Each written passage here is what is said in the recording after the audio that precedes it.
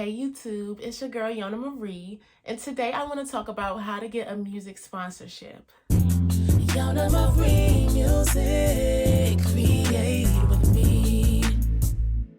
So not a lot of people talk about getting a music sponsorship, and that's because it's really hard to find out the process to getting a music sponsorship. A lot of companies will offer sponsorships to people that are out there touring, out there getting sales, have an audience on social media and more. But it's hard to actually find companies that are outreaching and looking for these artists and saying they're taking applications. So there are a few companies that are actively and openly looking for artists and musicians to sponsor, and I'll share those with you. But I also want to share a few tips on how to secure a sponsorship with a company that you may not have seen actively looking for musicians. So the first company I want to share with you that you may not know is looking for musicians and artists to sponsor is Taco Bell. So Taco Bell has a program called Feed the Beat, where they are actively looking for bands, people on tour that they can sponsor in exchange for some promotion. So I know what you're thinking. Taco Bell on the road while I'm on stage, my stomach bubbling in the mic. Not sure about that. I don't know how I will feel, but I'll leave a link in the description to that opportunity if you're interested. It's free food, free money, and you'll get exposure opportunities as well. So hey, now another company that is actively looking for musicians, especially instrumentalists, to sponsor is YAMAHA. Now YAMAHA is a very prestigious brand, a very well-known brand, and they're looking for, they say, very talented, extremely talented musicians. Now they have that on their applications page. I'm not saying that myself. I know I'm always saying, make sure you're good, make sure you got talent, because nobody want to hear you if you're not talented. But YAMAHA says so themselves. You got to be extremely good. So if you're interested in YAMAHA sponsoring you as a musician, check the link in my description, see if you qualify. YAMAHA is giving you press opportunities, promo, PR, deep discounts on their instruments. So check that out if you're very talented. I'm not sure what they can offer for a vocalist. I haven't applied myself as a vocalist, but see what you can do with them. It doesn't hurt to try. The worst thing they can do is say no.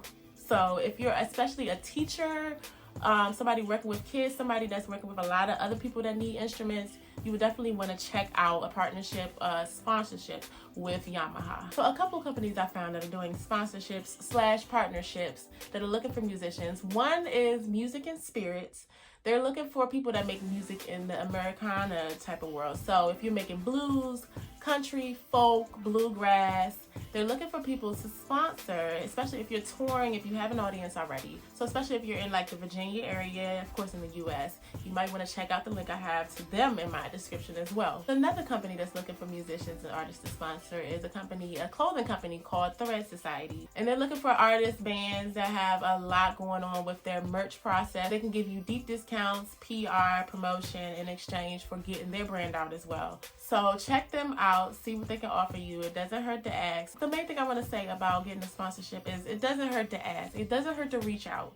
The worst thing they can do is say no or ignore you. And then at the end of the day, what did that do? Nothing. It doesn't hurt you at all. A lot of other companies are open to sponsorships, but they don't have it publicly displayed. So if you're looking to partner with a company, maybe you have a brand that you're regularly interested in, especially in your musician brand already. If you have maybe a clothing company that you always work with, if you have an instrument retailer that you want to work with, if you have a beer company, if you have a food company like Taco Bell, I want to just tell you, don't be afraid to reach out, because a lot of people are securing sponsorships by reaching out first. Like, these companies don't do outreaches often, but somebody either on that person's team or the musician themselves will often reach out to the company to see what they can do in terms of a partnership that can maybe be more of a sponsorship, where you're getting loads of PR, press opportunities, promo, in exchange for giving that company the same.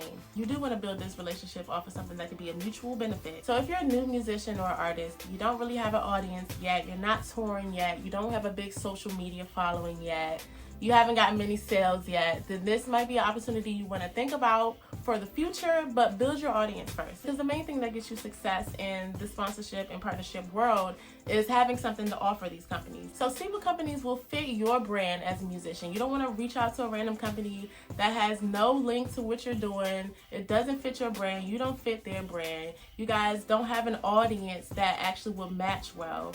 You want to be able to reach out to somebody that their audience can feed into your audience and vice versa. Then the next step you want to do is simply reach out. So you can go to any company's website, go to their contact page. You don't have to be looking for a sponsorship page and looking for sections where they're actively looking for partnerships.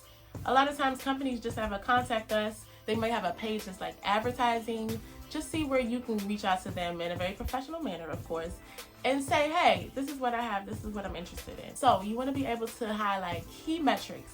Your social media following is one key metric. How many people do you have on your TikTok? How many people is on your Twitter? How many people on your Facebook, etc.? Because the wider your audience, the larger your audience is, the more they'll be inclined to do some advertising to your audience through you, give you some free stuff, and give you an opportunity to get in front of their audience as well.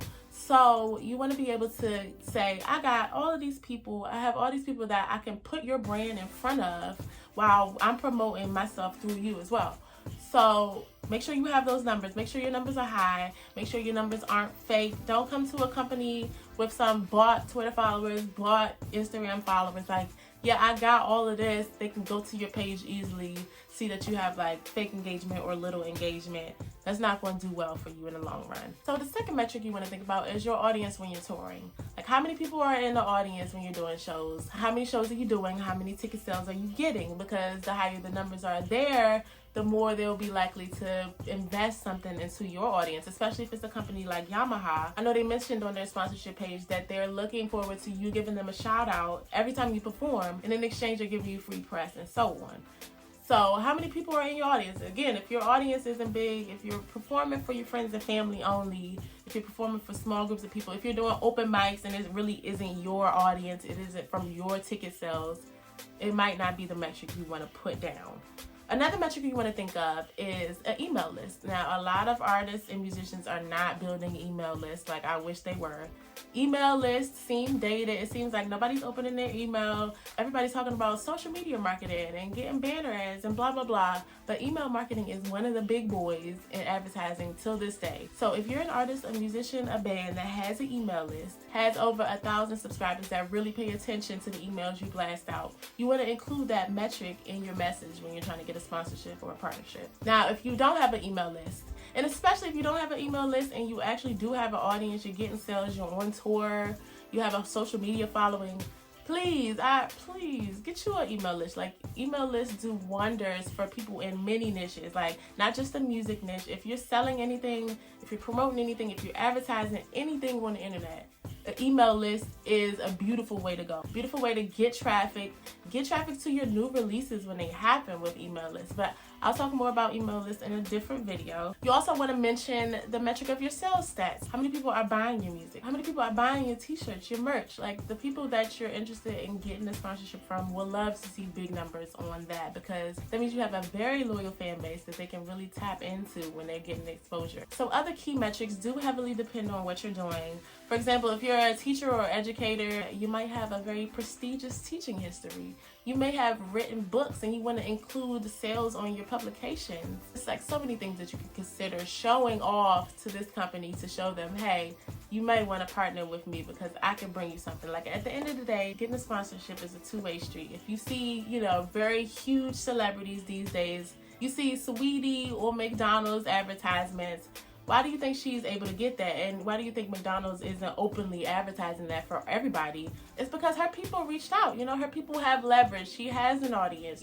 Both parties are benefiting from each other. And you want to be able to find smaller brands. Of course, you don't want to go after McDonald's yourself, but you want to be able to find small brands where both of you guys can benefit and grow together. So I'll be back for more tips later. I hope you guys enjoyed this one. Again, check the links in the description. Don't be afraid to reach out. Like I said, the worst thing they can say is no, or they can ignore you. But you never know what opportunities may come by if you just reach out to other companies. So until next time, in the meantime, check out my website, YonaMarieMusic.com. Sign up for the newsletter where I'm giving like almost daily tips for musicians, artists, singers, producers, songwriters. Because I got you. I'm coming with way more heat in the future. And I'll see you next time.